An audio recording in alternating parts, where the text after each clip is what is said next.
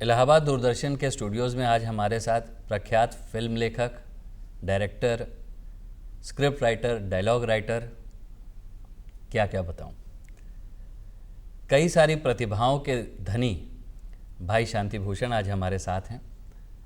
मैं आपका स्टूडियो में स्वागत करता हूं शांति भाई। Thank you. आज की शुरुआत अगर कहें कि हम ये इंटरव्यू लेने के लिए आपको बुलाया है तो ये तो इंटरव्यू तो नहीं है। मैं चाहता हूँ ये आप एक तरह से, जैसे हमारे यहाँ गंगा जमुनी संगम है जी और यहाँ पे धारा एक बहती रहती है जी तो मैं कम बोलूँगा, जी हम चाहेंगे हमारे शांति भाई ज़्यादा बोलें। हाँ जी तो ये बहाव शुरू करते हैं। हाँ जी। सबसे पहले तो ये बताइए शांति भाई, आपका जो प्रयाग से लेकर मुंबई तक का सफ़र है और गाज़ीपुर से प्रयाग तक का सफ़र, जी ये जो सफ़र की शुरुआत हुई थी और ये जो अनवरत जारी है, जी कैसे हुई शुरुआत? अमित भाई, मैं गाजीपुर के एक छोटे से गांव में पैदा हुआ। मूलतः किसान परिवार में मैं पैदा हुआ। मेरे पिताजी शिक्षक रहे हैं प्राइमरी पाठशाला के, लेकिन घर का माहौल खेतीबाड़ी वाला रहा। मेरे गांव में ज़्यादातर लोग जो थोड़ा पढ़ाई लिखाई करते थे, हाई स्कूल इंटर के बाद फौज में या पुलिस में चले जाते थे। पूरा गाजीपुर जिला ही फौजियों के लिए मशहूर है। मशहूर है। हर तीसरी सड़क हमारे यहाँ किसी शहीद के नाम से होती है। तो पिताजी चाहते थे कि मैं कुछ बेहतर, कुछ अच्छा करूं। उनको बहुत स्पष्ट रूप से तो पता नहीं था कि क्या करना चाहिए, क्योंकि वो भी उसी सेटअप में थोड़ी बहुत पढ़ाई करके शिक्षक हो गए थे। बट उन्हें ये पता था कि किताबों में कुछ ऐसी चीज़ें हैं जिसको पढ़ के मैं कुछ बेहतर हो सकता हूँ, कहीं आगे जा सकता हूँ। तो वो बहुत छोटा था तभी विवेकानंद किताबें, महात्मा गांधी की जीवनी ला के कहते थे कि इनको पढ़ो। और कभी ये नहीं कहते थे कि दरोगा बन जाओ, कलेक्टर बन जाओ, एसपी बन जाओ। हमेशा बोलते थे कि कुछ बड़ा काम करो, महान बनो। तो महान मैं बचपन में नहीं समझ पाता था कि महान बनना किसको कहते हैं। फिर मैं पढ़ने में थोड़ा ठीक था, तो एक किसान जब देखता है कि मेरा बेटा पढ़ने में थोड़ा ठीक है तो उसको थोड़ा सोचता है कि इलाहाबाद या बनारस भेज दो तो एक अच्छी नौकरी पा सकता है। पिता चाहते थे महान बनो, लेकिन इलाहाबाद मुझे महान बनने के लिए नहीं भेजे, बल्कि चाहते थे कि मैं एक अच्छी नौकरी पाऊँ। लेकिन मैं यहाँ आया जब, तो मेरे दिमाग में वो उनकी बचपन की दी हुई बातें थी। तो मैं यहाँ पे आके अपने हिसाब की चीज़ें ढूंढने लगा। तो मुझे कोई नौकरी आकर्षित नहीं की। मुझे जब यहाँ पे आया और मेरे पड़ोस में आज के बहुत मशहूर और लोकप्रिय कवि हैं यश मालवी, वो रहते हैं। जब मुझे पता चला तो मैं तुरंत उनके घर चला गया और मैं कहा कि मैं आपको तो अखबारों में हमेशा पढ़ता रहता हूँ, आप मेरे पड़ोस में रहते हैं, मुझे पता ही नहीं। वो भी बड़े सहृदयता से मिले और उस दिन से मेरी उनसे दोस्ती हो गई। फिर मैं उनके साथ गोष्ठियों में जाना, इधर जाना उधर जाना, और इलाहाबाद IAS या इस तरह की नौकरी करने आया हुआ एक लड़का साहित्यकारों के साथ घूमने लगा। और उसी दौरान मुझे फिर रंगमंच से मुझे जुड़ने का अवसर मिला। तो मुझे लगा कि जो पिताजी बचपन में मुझसे कहते थे, कहीं न कहीं इधर से ही वो रास्ता जाएगा वहाँ तक। लेकिन ये जो रास्ता आपने खोजा, तो सबसे पहले साहित्य का रास्ता खोजा या रंगमंच में, मतलब शुरू से ही झुकाव था? गांव में जब आप थे तो उस समय रंगमंच में? इसकी बड़ी इंटरेस्टिंग कहानी है। बचपन में मेरे गांव में रामलीला होता था और मेरे पिताजी रामलीला समिति के अध्यक्ष हुआ करते थे। लेकिन मुझे उसमें काम करने के लिए मनाही थी, क्योंकि वो बोलते थे कि रात भर रिहर्सल करोगे तो पढ़ाई कब करोगे, पढ़ाई का नुकसान होगा, तो तुम रामलीला में रोल नहीं करोगे। तो मुझे बड़ा खराब लगता था कि मेरे सारे दोस्त रामलीला में कोई राम, कोई लक्ष्मण, कोई हनुमान बनता है और मैं कुछ नहीं करता हूँ और मालिक मेरे पिताजी हैं। तो वो बचपन का गुस्सा कहीं ना कहीं मेरे अंदर इकट्ठा था।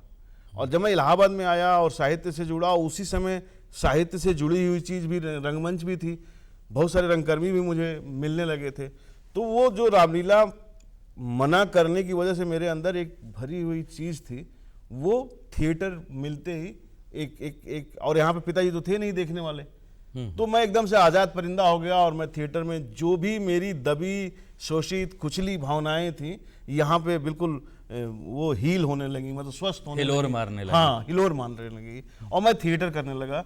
मैं थिएटर से पहले पढ़ाई में भी बहुत सारी कोशिशें किया, कभी डॉक्टर बनने की सोचा, कभी IAS बनने की सोचा, लेकिन मुझे मज़ा नहीं आता था। लेकिन थिएटर किया तो मुझे इतना अच्छा लगा कि मैं कभी बोर ही नहीं होता था इस चीज़ से।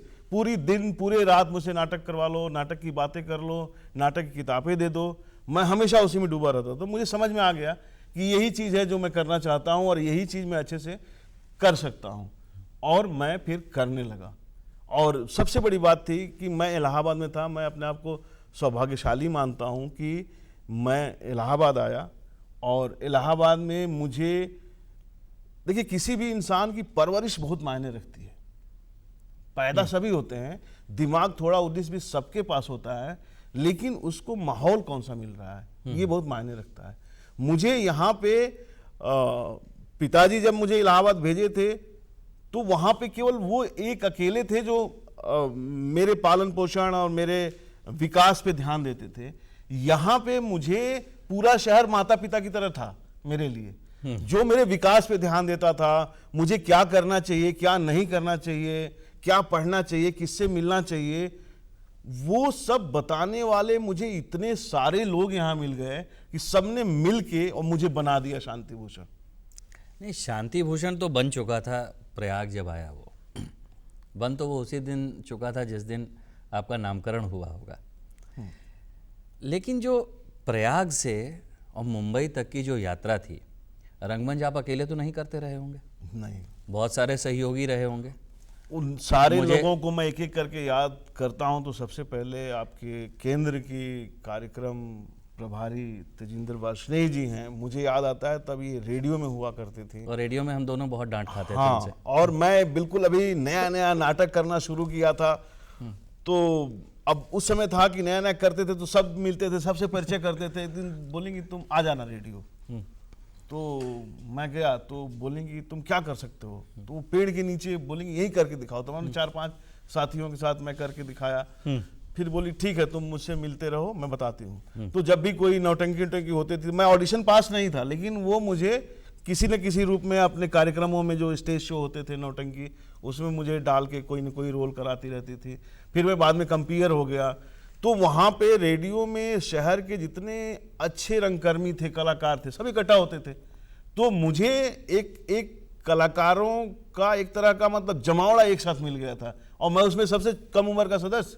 तो कहीं जा रहे हैं नौटंकी कर रहे, चित्रकूट, कहीं राजस्थान, कहीं कुछ, और उसमें ट्रेन में भी सीख रहे हैं, बस में भी सीख रहे हैं, तफरी में भी, खाने में भी सीख रहे हैं, स्टेज पे और रिहर्सल में तो सीख रहे हैं, वो सीख ही रहे हैं। और वैसे सचिन तिवारी जी जिन्होंने मुझे थिएटर की बहुत सारी चीज़ें दी, बारीकियां सिखाई। फिर कैलाश गौतम जी के साथ मैं रेडियो में कंपेयरिंग करता था और उनके साथ बहुत सारा समय बिताता था। तो जो लोग को समझने की जो तमीज, नरेश मिश्र जी भी थे। नरेश मिश्र जी, ये सारे लोग थे। स्पेशली कैलाश गौतम जी से जो लोक संस्कृति और लोक जनमानस की जो छोटी छोटी चीजें होती हैं, उसको जो समझने की तमीज मिली, वो कैलाश जी के साथ रह के मिली। ऐसे बहुत सारे सिंगर आते थे वहाँ पे, साहित्यकार आते थे, सबसे मिलना जुलना होता था। तो इलाहाबाद में जिस तरह गंगा जमुना बहती रहती हैं और मिल के फिर एक गंगा सागर तक पहुंचती रहती हैं, वैसे ही मेरे लिए, मेरे मन में, मेरे हृदय में, मेरे मस्तिष्क में रोज ही न जाने कितनी गंगा जमुना मिला करती थी, और मिल के और वो सागर की तरफ मुझे ले जाने के लिए प्रेरित करती रहती थी, और आज भी वो करती रहती है। मेरे अंदर इलाहाबाद की सारी नदियां अभी भी वैसे ही बहती हैं जैसे कभी बहा करती थी। आज हमारी गंगा जो आप छोड़ के गए थे उतनी साफ नहीं है, अब बहुत प्रदूषित हो चुकी है। लेकिन जो आपकी सोच है वो सोच बहुत साफ है, वो बहुत पवित्र है। एक बात अभी शांति भाई आपने कही कि लोक संस्कृति का और लोक कलाओं का, लोक भाषा का आपके ऊपर बहुत प्रभाव पड़ा, और कैलाश गौतम जी थे। मुझे अच्छी तरह से याद है तेजिंदर जी भी जो थी, वो उस समय बहुत ज़्यादा हम लोगों को जब ट्रेन किया करती थी वो नाटक के लिए, तो उनकी एक मतलब जो फोकस होता था वो लोक ही होता था जी। कैलाश जी भी थे, वो भी लोक कलाओं से जुड़े हुए थे, लोक भाषा उनकी बहुत अच्छी थी। राम नरेश जी का अगर आप कहें तो राम नरेश जी भी जो लिखते थे, वो कहते हैं ना कि इन लोगों के अंदर जो मानस था, वो मानस है रादर, वो मानस दिल से सोचता था जी। और मेरा भी ये मानना है कि जब आप दिल से सोचते हैं तो जो पर्दे पे जब वो चीज़ आती है जो आपका दिल को जब आप परिलक्षित करते हैं उस पर्दे पे, वही चीज़ आप जाके कर रहे हैं और हमारे प्रयाग का आप गौरव बढ़ा रहे हैं, गाज़ीपुर का गौरव आप बढ़ा रहे हैं। लेकिन एक चीज़, अभी आपने आमिर खान को ट्रेन किया है, जैसे भोजपुरी बोलने के लिए ट्रेन किया है, उनकी एक बड़ी चर्चित फिल्म है, तो सबसे पहला सवाल उस चीज़ के लिए, उस फिल्म से रिलेटेड, हाँ कि एक मिनट, कि आप आमिर खान के पास जब गए तो आमिर खान एक बहुत बड़े कलाकार हैं, बड़े मिस्टर परफेक्शनिस्ट हैं, हर इंटरव्यू में लोग ये आपसे सवाल ज़रूर पूछते होंगे, लेकिन हमारा सवाल थोड़ा सा अलग है, और वो क्योंकि इलाहाबाद के हैं तो इसलिए इलाहाबाद की जनता ये जानना चाहेगी, क्योंकि इलाहाबाद वाले जो लोग होते हैं ना, उनके ऊपर आप बहुत ज़्यादा कोई हावी नहीं हो पाता। लेकिन जब आप आमिर खान के पास पहुँचे और ये लगा कि अरे सामने आमिर खान बैठे हैं, कॉन्शियस ज़्यादा कौन था, आमिर या शांति? नहीं, मैं कॉन्शियस तो नहीं था, क्योंकि जब मुझे बताया गया कि आमिर खान सीखना चाहते हैं और वो भोजपुरी उनको बोलना है, तो भोजपुरी भाषा की बारीकियां, उसे कैसे बोलना है वो सीखना चाहते हैं, तो उसी समय मुझे समझ में आ गया था कि ठीक है, आमिर खान एक महान अभिनेता हैं, एक बड़ी शख्सियत है, उनका एक बहुत बड़ा ऑरा है, लेकिन वो फिलहाल भोजपुरी सीखना चाहते हैं, तो मुझे सिखाना है, तो अगर मैं कॉन्शियस हो जाऊंगा तो मैं उन्हें सिखा नहीं पाऊंगा, ना वो सीख पाएंगे। कॉन्शियस उन्हें होना चाहिए कि मैं अच्छे से सीख पा रहा हूँ, सीख पाऊंगा, कैसे सीखूंगा, ये आदमी जो बोल रहा है वो मुझे पूरी तरह समझना चाहिए, तभी सीख पाऊंगा। तो वो चीज़ मैं जब आमिर खान से मिला तो वो चीज़ पहले से उनके अंदर थी, वो एक बहुत ही अच्छे छात्र की तरह मुझे मिले। सबसे बड़ी बात जो होती है भाषा के साथ, वो उसमें ध्वनि का एक बहुत महत्वपूर्ण वो खेल होता है, और हम किसी क्षेत्र विशेष के होते हैं, वहाँ की बोली लगातार बोलते बोलते हमारी जुबान उसकी अभ्यस्त हो जाती है, और अचानक जब हम एक दूसरे प्रांत की या दूसरी बोली को जब बोलने के लिए कहते हैं, तो हमारी जुबान जो अपनी भाषा को लेकर अभ्यस्त है, इसको सही ढंग से उसका ध्वन्यात्मक प्रभाव नहीं दे पाएगी। तो उसके लिए सिर्फ उस चीज को जान लेने से नहीं, प्रैक्टिस भी करनी पड़ती है। तो मैं आमिर खान को फर्स्ट डे ही बताया कि देखिए सर, एक छोटा सा उदाहरण उनको दिया कि नॉर्थ इंडिया में, दिल्ली में बहन को बहन बोला जाता है, और बहन ए का साउंड इफेक्ट होता है, ए की मात्रा जो होती है उसका साउंड इफेक्ट होता है जी। वही जब आप लखनऊ पहुंचते हैं तो बहन हो जाता है, फिर इलाहाबाद आते हैं बहन हो जाता है, और बनारस आते आते बहन हो जाता है, फिर कलकत्ता जाते बहन हो जाता है। तो ये ध्वनि का, ये एकारांत अकारांत ओकारांत की ये यात्रा है। ऐसे ही कह, दिल्ली में क्या कह रहे हैं, इलाहाबाद जाते थे कह रहे हैं, पटना जाते थे कह रहे हैं, और कलकत्ता जाते जाते कह रहे हैं हो जाता है। तो ये एक साउंड का वो है। और आपको हिंदी आती है, भोजपुरी नहीं आती है, तो भोजपुरी सीखने से पहले हमें ध्वनि के अंतर को पकड़ना होगा, तो आपको भोजपुरी सीखना आसान हो जाएगी।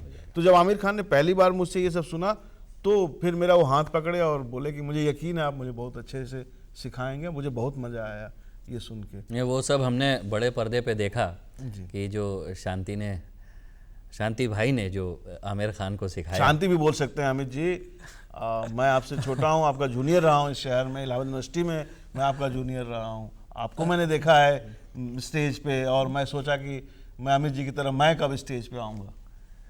नहीं, देखिए मेरी विधा जो थी ना वो एकदम अलग विधा थी। मेरी जो विधा थी वो ज़्यादातर नकल करने वाली थी।